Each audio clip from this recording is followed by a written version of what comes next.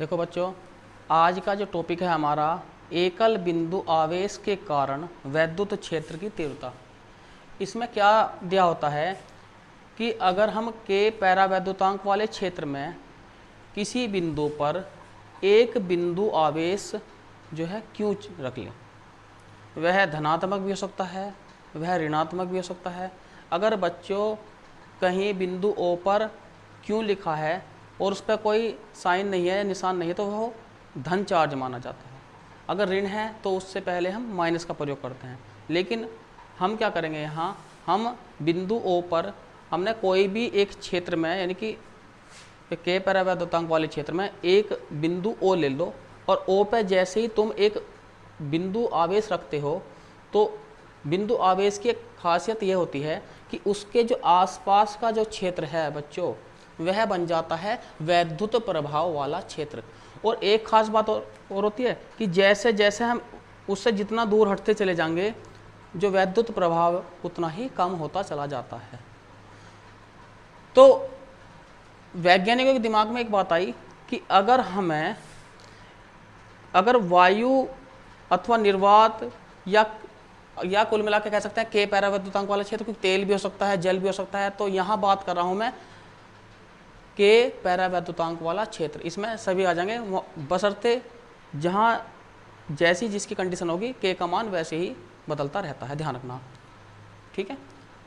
तो अब देखो इसके लिए करते क्या है कि के पैरावैद्युतांक वाला जो क्षेत्र है उसमें एक बिंदु ले लेते हैं हम। यहाँ बिंदु आवेश ले लिया हमने Q, और जहाँ यह बिंदु आवेश स्थित है उसे ले लो बिंदु O, यानी कि बिंदु O पर जो है एक बिंदु आवेश हमने रख लिया Q। अब होता क्या है कि इसके कारण जो है बिंदु आवेश के कारण इसके आसपास का जो क्षेत्र है, ये जो है इसके कारण जो है वहाँ पर एक वैद्युत प्रभाव बन जाता है। अब इसे चेक करने के लिए क्या करते हैं, एक दूसरा बिंदु आवेश इससे r दूरी पर Q0, तो Q0 का मतलब है कि यह जो परीक्षण आवेश है। और बच्चों एक बात और बता दूं, जो मूल बिंदु हमने O लिया है यह एक स्थिर बिंदु है, ये अपनी जगह, यानी कि जहाँ एक बार हमने दर्शा दिया। लेकिन यह जो बिंदु है P, यह r दूरी पर इसके चारों ओर कहीं भी हो सकता है। तो r इसलिए मानना है कि जैसे मान लिया हमने एक यहाँ मूल बिंदु O हो गया और एक फिक्स डिस्टेंस r दूरी पर अगर हम इसे लेकर चलें परीक्षण बिंदु आवेश को, तो हम इसे r दूरी अगर निश्चित रखते हुए कहीं भी इसे हम रख सकते हैं। तो तुम देखते हो कि एक आकृति जो है एक गोलाकार आकृति बन जाती है, ठीक है। तो इसलिए हम इसका प्रयोग करते हैं r के रूप में, एक त्रिज्या के रूप में, ठीक है ना। अब जब परीक्षण आवेश Q0 पर आवेश बिंदु आवेश जो है Q के कारण जो बल आरोपित होगा, तो उसकी डायरेक्शन जो होगी ये इस तरह की होगी, क्योंकि परीक्षण आवेश Q0 पर किसके कारण बल लग रहा है, Q के कारण। तो जब ये बल इस ऐसे लगा होगा, इस पर ऐसे धकेलेगा इस तरह से, तो डायरेक्शन क्या बनेगी, डायरेक्शन बनेगी ये बच्चों इस तरह से, इस दिशा में को ये धकेलेगा। अर्थात जब इस क्षेत्र में लाओगे तो यह इधर को, मतलब इस पर एक धक्का, एक बल लगेगा इस तरह से। तो यहाँ लिख देंगे बच्चों F वेक्टर, क्योंकि बल एक सदिश राशि है। अब देखो, अब जब ये डायरेक्शन आ गई और O और P के बीच की दूरी हमने R ले ली, तो इस पे भी एक डायरेक्शन दे देंगे दूरी सदिश के रूप में, यानी कि R का वेक्टर। और अब हमें क्या करना है, O से P की डायरेक्शन में हमें एकांक सदिश, यानी कि यहाँ पर लिख देना है R का कैप, एक यूनिट वेक्टर। ये ध्यान रखना, अगर बीच की दूरी R का वेक्टर है तो इसी डायरेक्शन में जो एकांक सदिश हमने ले लिया R का कैप। इससे पहले वाली वीडियो देख लेना बच्चों, कूलॉम्स के नियम में भी मैंने सदिश रूप में जो बताया था उसमें पूरी डिटेल बता रखी है कि कैसे हम यूनिट वेक्टर को लेके चलते हैं, ये है क्या, हर तरह की मैंने कंडीशन बता रखी है। अब देखो बच्चों यहाँ तो अब लिखते हैं, देखो यहां कि बिंदु आवेश, सबसे पहले हम ज्ञात करेंगे इस बिंदु आवेश पर जो हमारा बिंदु आवेश है Q के कारण जो लगा बल। तो यहां लिखेंगे, तो बिंदु आवेश, या ऐसे भी लिख सकते हैं क्योंकि यह परीक्षण बिंदु है, तो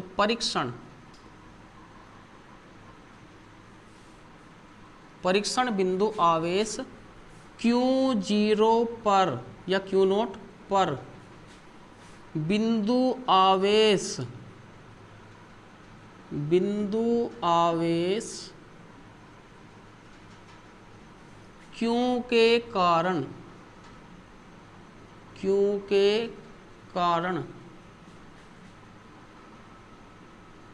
कार्यरत वैद्युत बल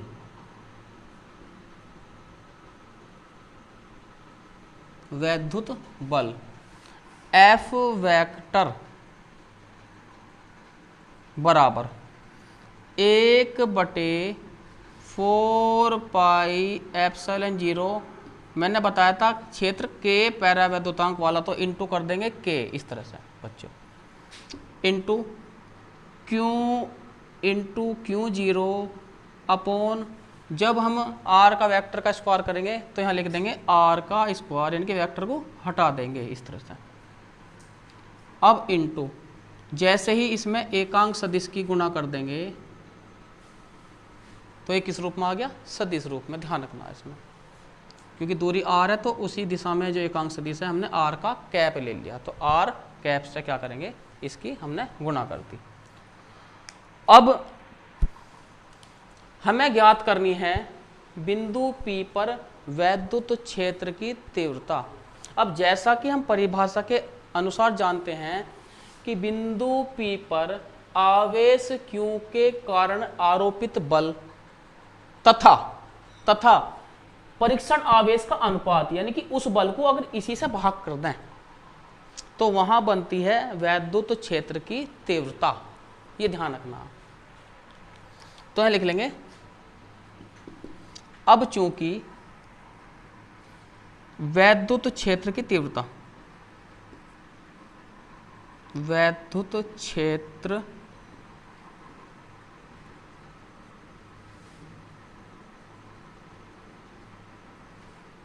की तीव्रता E वेक्टर, क्योंकि वैद्युत क्षेत्र की जो तीव्रता है वो भी एक सदिश राशि है, ठीक है।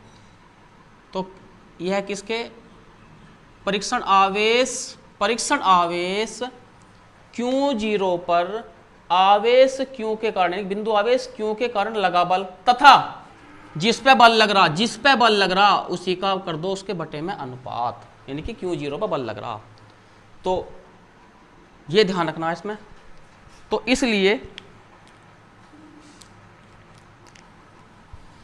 इसलिए E वेक्टर बराबर, तो जहां F वेक्टर है वहां पर F वेक्टर का बच्चों मान रख लेंगे, तो 1/4 पाई एप्सिलॉन 0 K इंटू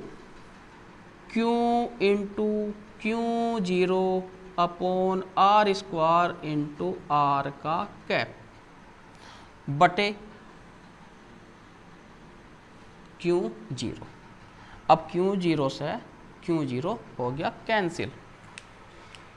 तो अब हमें जो फॉर्मूला प्राप्त हुआ बच्चों यहाँ,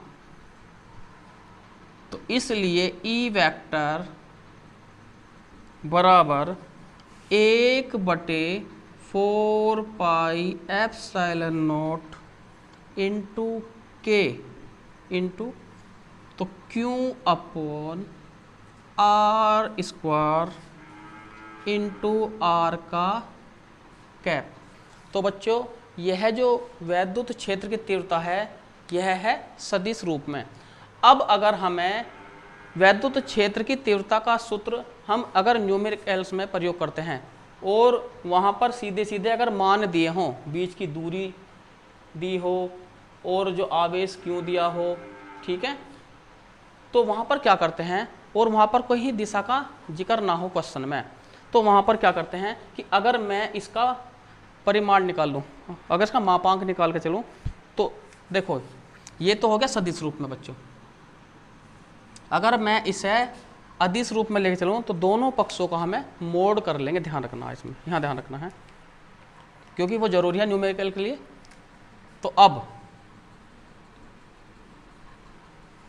तो क्या करते हैं कि ई वेक्टर का यहाँ पर कर देंगे मापांक निकालने के लिए मोड, और 1/4 पाई एप्सिलॉन नॉट इंटू के, यह भी अदिश है, क्यू अपॉन आर स्क्वायर, यह भी अदिश है, लेकिन जो हमारा सदिश रूप है यानी कि आर का कैप, तो आर के कैप पे इधर ही हमें मोड करना है। टोटल पे कर लो, इससे कोई दिक्कत नहीं, इस तरह से।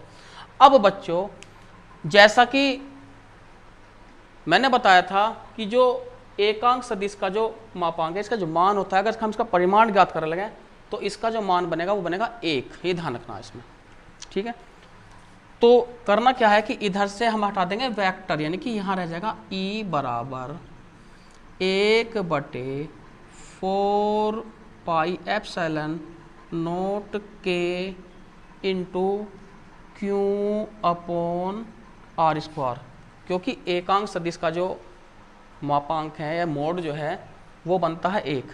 तो ये आ गया हमारा फॉर्मूला बच्चों अदिश रूप में, क्योंकि न्यूमेरिकल में अधिकतर हम जो फॉर्मूला लगाते हैं वो अदिश रूप में लगा के चलते हैं, ध्यान रखना है इसमें। यहाँ लिख देंगे जहाँ एकांक सदिश जो आर कैप का जो मोड है उसकी वैल्यू है 1, ये ध्यान रखना है इसमें, ठीक है। पहले यहाँ तक नोट कर लो।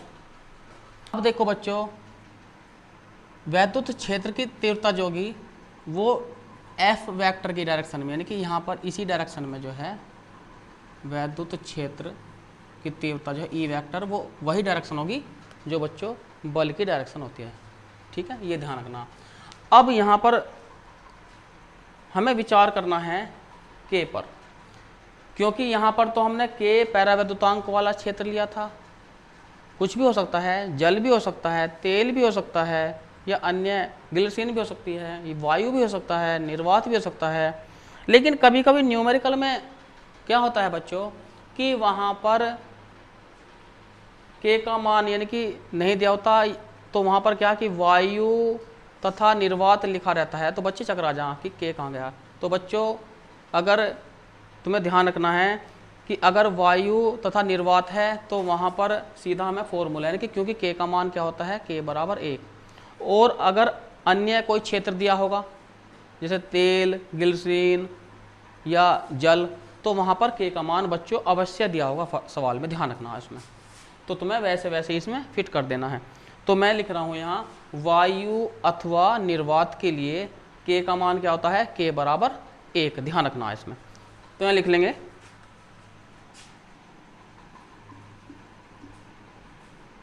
वायु अथवा निर्वात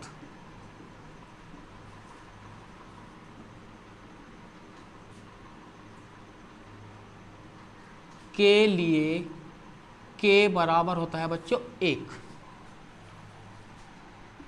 तो इसलिए वैद्युत क्षेत्र की तीव्रता जो बनेगी वो बन जाएगी E बराबर 1/4 पाई एप्सिलॉन 0, और जहाँ के है वहाँ आ गया 1। तो इनटू, जब 1 में गुणा होगी तो ऐसा कैसा रह जाएगा, into Q upon R square. तो यह हम इस तरह से फॉर्मूला लिख देंगे। इसे ही तुम सदिश रूप में भी लिख सकते हो, जहाँ के है वहाँ 1 लिख के, तो ई वेक्टर बराबर 1/4 पाई एप्सिलॉन 0, और के स्थान पे आ गया 1, तो 1/4 पाई एप्सिलॉन 0 रह गया, into Q upon R square into R का कैप, ठीक। अब एक बहुत विशेष बात बताने जा रहा हूँ बच्चों, ये तो हमारा टॉपिक ये क्लियर हो गया है। अब मैं जो एकांक सदिश जो आर कैप का जो मापांक 1 आता है, इसे हम दूसरे तरीके से बच्चों सोच सकते हैं। देखो, तो उसके लिए तुम्हें करना क्या है, उसके लिए हम एक फॉर्मूले का प्रयोग करेंगे और उसके अकॉर्डिंग कार्य करते हैं, उससे और भी अच्छा तुम्हें समझ में आ जाएगा। देखो करते क्या है, देखो ये नोट कर लेना।